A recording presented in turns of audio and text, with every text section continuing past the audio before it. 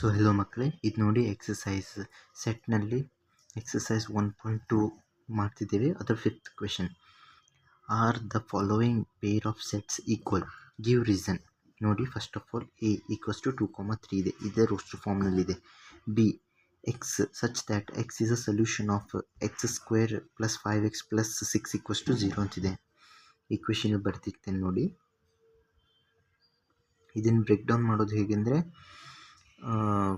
Plus 2x plus 3x plus 6 equals to 0, x plus 2 plus 3x plus 2 equals to 0 ಇದಾಗುತ್ತೆ. X plus 3 x plus 2.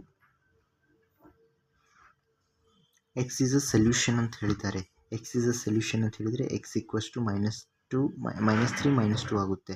ಇದನ್ನ ಈ side ಕಳಿಸಿದ್ರಿ ಎರಡು solution ಬರುತ್ತೆ. ಇಲ್ಲೇ -2 -3 ಇದೆ, ಇಲ್ಲೇ +2 +3 ಇದೆ. So it is not a pair of sets equal. ಇದು ಈಕ್ವಲ್ ಇಲ್ಲ. ಈಕ್ವಿವೆಲೆಂಟ್ ಇರ್ಬೋದು, ಯಾಕೆಂದರೆ ಇದರೊಳಗೆ n of a equals to n of b ಇದೆ. ಈಕ್ವಿವೆಲೆಂಟ್ನಲ್ಲಿ ಇದಿಷ್ಟು ಕಂಡೀಷನ್ ಇರುತ್ತೆ. ಆದರೆ ಈಕ್ವಲ್ ಸೆಟ್ನಲ್ಲಿ ಇದ್ರ ಜೊತೆಯಲ್ಲಿ ನಮಗೆ ಎಲ್ಲ ಎಲಿಮೆಂಟ್ಸ್ ಈಕ್ವಲ್ ಆಗಿರಬೇಕು. ಆದರೆ ಇಲ್ಲೇ -2 -3 ಇದೆ. ಈಗ ನೋಡಿ, ನೆಕ್ಸ್ಟ್ ಅದೇ ಕ್ವೆಶನ್ನಲ್ಲಿ 5th ಕ್ವೆಶನಲ್ಲಿ ಸೆಕೆಂಡ್ ಪಾರ್ಟ್. ಈ X such that X is a letter in the word follow ಅಂತ ಹೇಳಿದರೆ first of all set build ಫಾರ್ಮ್ನಿಂದ ರೋಸ್ಟರ್ ಫಾರ್ಮ್ ಬರುತ್ತೆ. ಇದೇನಾಗುತ್ತೆ F, O, L, W ಈಗ ಬರುತ್ತೆ. ಇದನ್ನ ಬರೆದ ನಂತರ ಬಿ ನೋಡಿ, B is a letter in the word wolf ಅಂದರೆ WOLF. ಇದು ನೋಡಿದರೆ ಎರಡು ಬೇರೆ ಬೇರೆ ಕಾಣಿಸ್ತಿರ್ಬೋದು, ಆದರೆ ಸೆಟ್ನಲ್ಲಿ ಆರ್ಡರ್ ಮ್ಯಾಟ್ರ್ ಆಗಲ್ಲ. ಅಂದರೆ W ಇದೆ. ಆರ್ಡರ್ ಅಂತ ಹೇಳಿದರೆ ರಿಪ್ಲೇಸ್ಮೆಂಟ್. ಇಲ್ಲಿ ನೋಡಿ, F ಇದೆ, ಇಲ್ಲಿ W ಇದೆ, ಇಲ್ಲೇ ರಿಪ್ಲೇಸ್ ಮಾಡಿದ್ದಾರೆ ಅಷ್ಟೇ, ಮತ್ತೇನಿಲ್ಲ. ಇದರೊಳಗೆ O ರಿಪ್ಲೇಸ್ ಮಾಡಿಲ್ಲ, L ಹಾಗೆ ಇಟ್ಟಿದ್ದಾರೆ, W ಆಗಿದೆ, F ಆಗಿದೆ.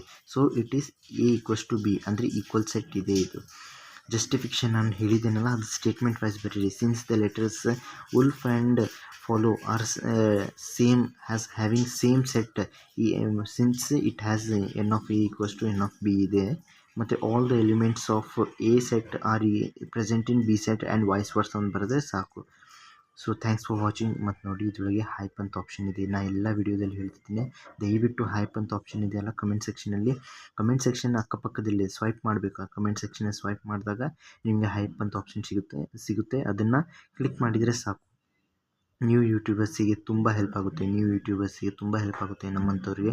ಏಕೆಂದರೆ ನಮ್ಮ ವಿಡಿಯೋ ತುಂಬ ಒಂದು ಬೇರೆ ವ್ಯೂವರ್ಸ್ಗೆ, ಅಪ್ರಾಪ್ರಿಯೇಟ್ ವ್ಯೂವರ್ಸ್ಗೆ ಸಿಗುತ್ತವೆ. ಸೊ ನೀವು ಲೈಕ್, ಶೇರ್, ಸಬ್ಸ್ಕ್ರೈಬ್, ಕಮೆಂಟ್ ಎಲ್ಲ ಮಾಡಿ. ಲೈಕ್ ಮತ್ತು ಕಮೆಂಟ್ ಮಾಡಿರಿ, ಏಕೆಂದರೆ ನನಗೆ ಲೈಕ್ ಮಾಡಿದರೆ, ಕಮೆಂಟ್ ಮಾಡಿದರೆ ಮೋಟಿವೇಶನ್ ಸಿಗುತ್ತೆ. ನಿಮಗೆ ಅರ್ಥ ಆಗ್ತಿದೆ ಅಂತೇಳಿ ನಂಗೆ ಗೊತ್ತಾಗುತ್ತೆ. ಸಬ್ಸ್ಕ್ರೈಬ್ ಮಾಡಿದರೆ ತುಂಬ ಅದನ್ನು ಮೋಟಿವೇಶನ್ ಸಿಗುತ್ತೆ, ಶೇರ್ ಮಾಡಿದರೂ ಮೋಟಿವೇಶನ್ ಸಿಗುತ್ತೆ. So thanks for watching.